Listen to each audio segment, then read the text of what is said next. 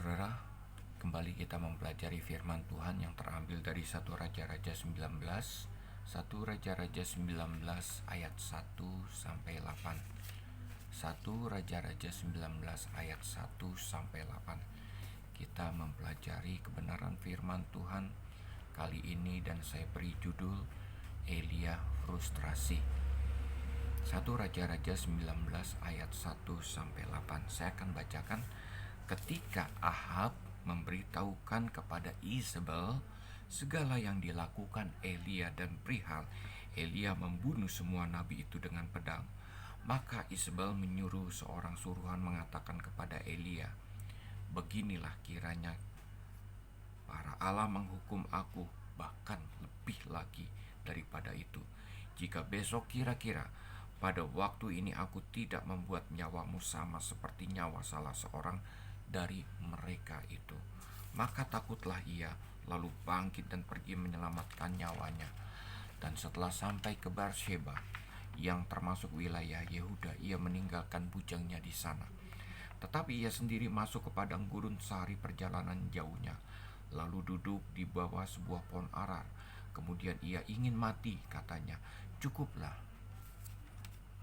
itu sekarang, ya Tuhan, ambillah nyawaku, sebab aku ini tidak lebih baik daripada nenek moyangku."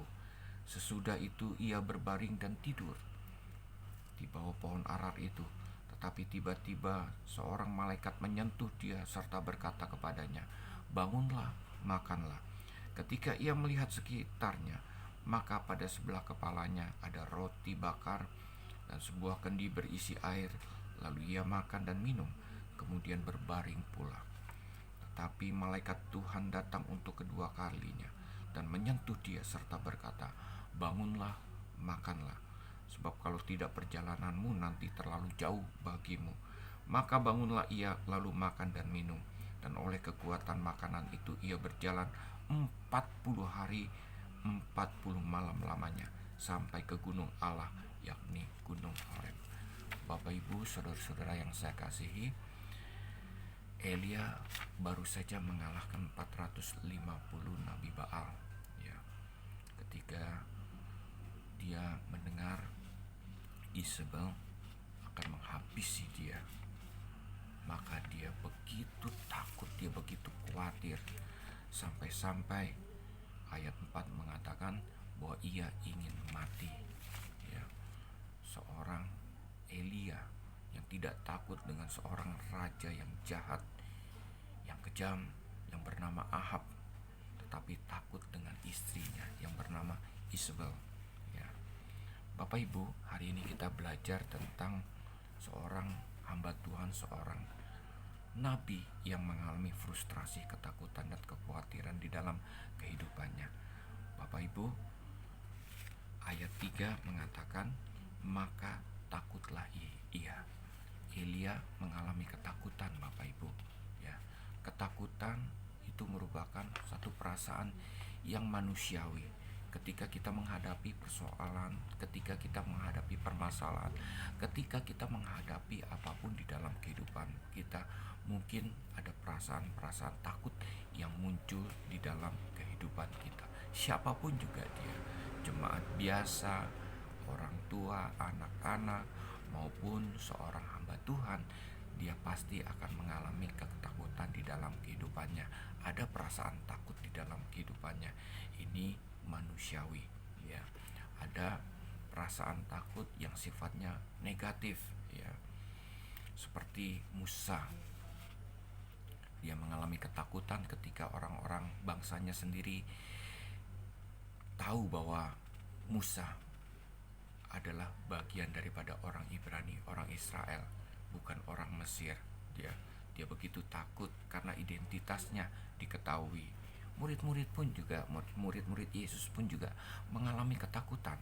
Ini ketakutan yang negatif.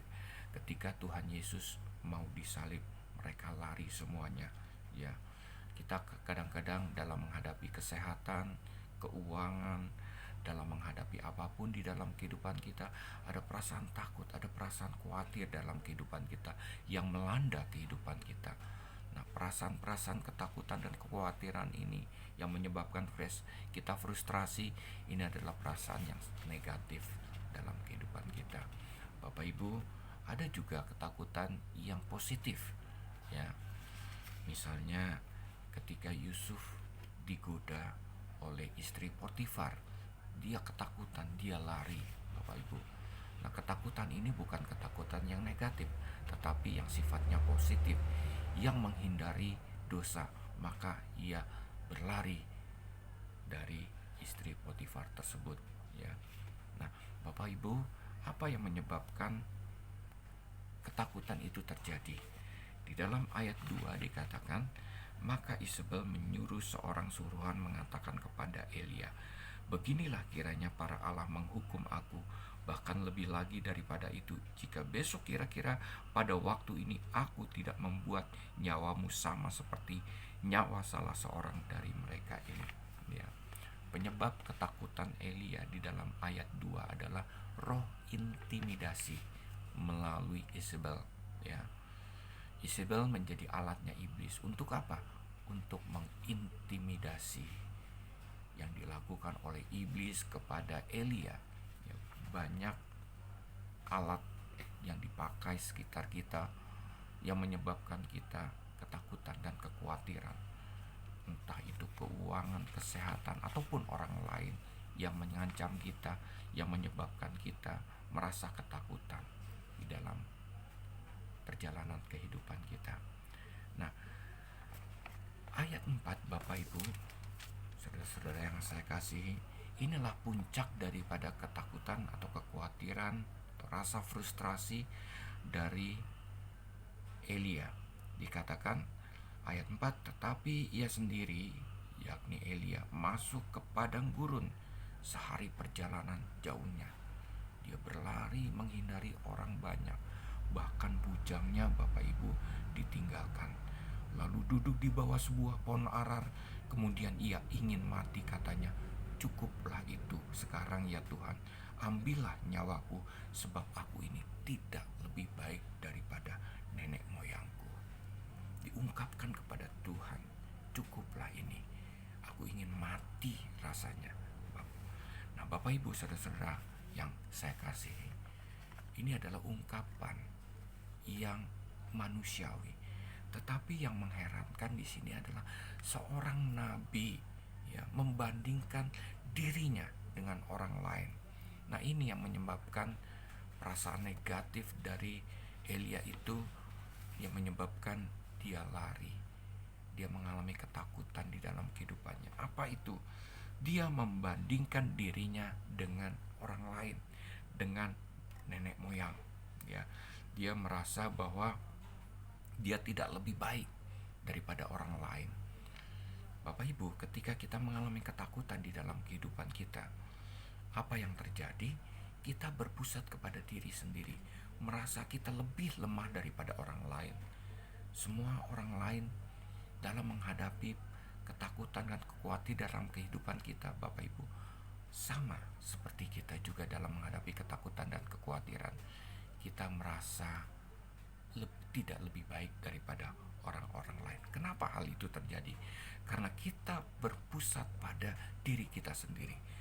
Karena kita melihat kemampuan kita sendiri. Kita tidak bersandar kepada Tuhan. Ketika ada ketakutan, kekhawatiran, frustrasi di dalam kehidupan diri kita sendiri, jangan berfokus kepada diri kita. Manusia ini lemah, daging ini lemah, Bapak Ibu, saudara-saudara yang kita kasih. Tetapi kalau kita berfokus kepada Tuhan, kita bersandar kepada Tuhan, maka saya percaya tidak ada perasaan rendah diri dalam kehidupan kita, ya. Karena kita tahu bahwa Tuhan kita, Dia tidak pernah meninggalkan kita, Dia tidak pernah membiarkan kita. Dia selalu menolong kehidupan kita, Dia selalu hadir di dalam kehidupan kita.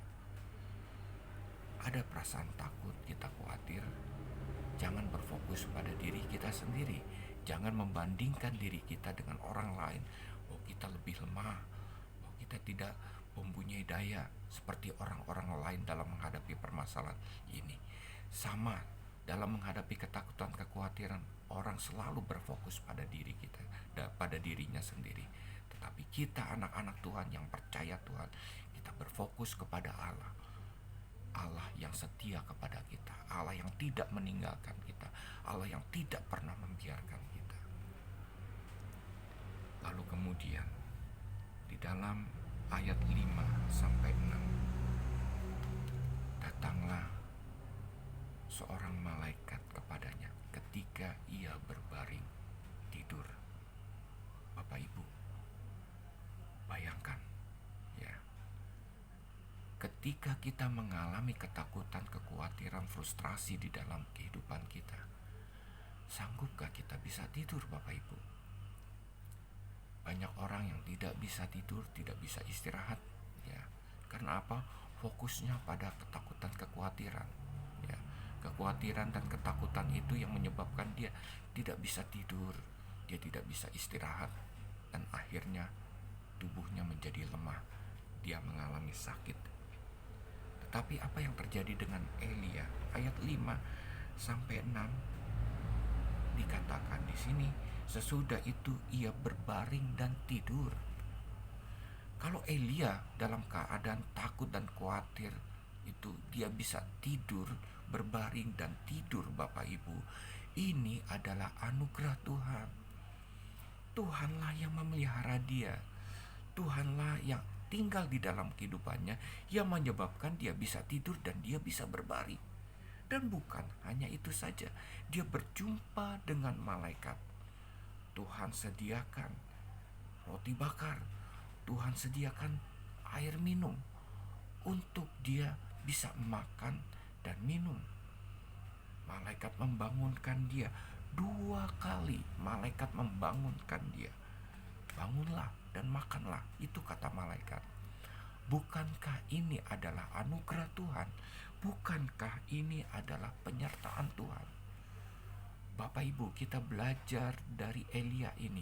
Ketika kita mengalami ketakutan, kekhawatiran, frustrasi di dalam kehidupan kita, 1 Petrus 5 ayat 7 katakan, serahkan segala kekhawatiranmu kepadanya, sebab ia yang memelihara kamu.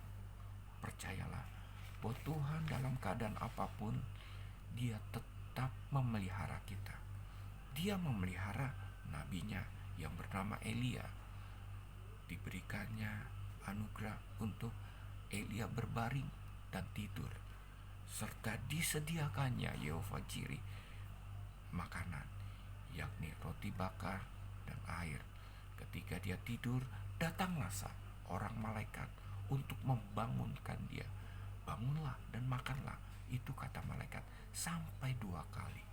Bukankah ini membuktikan bahwa Tuhan ada di dalam kehidupan Elia?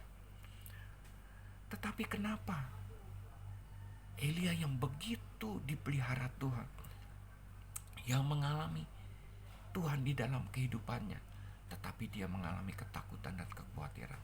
Sekali lagi, dia terlalu berfokus kepada dirinya sendiri. Dia berfokus pada kemampuan dia sendiri. Dia begitu takut menghadapi lawannya, sekalipun lawannya ini adalah seorang wanita, tapi dia begitu takut dengan kekuatan wanita. Sebenarnya kekuatan iblis yang ada di dalam wanita tersebut yang bernama Isabel. Bapak Ibu, serahkan segala kekhawatiranmu kepada Tuhan,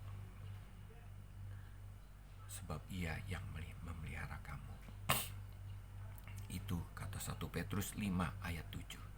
Bapak Ibu, hari ini kita belajar untuk tidak berfokus kepada diri kita sendiri, berfokus kepada Tuhan.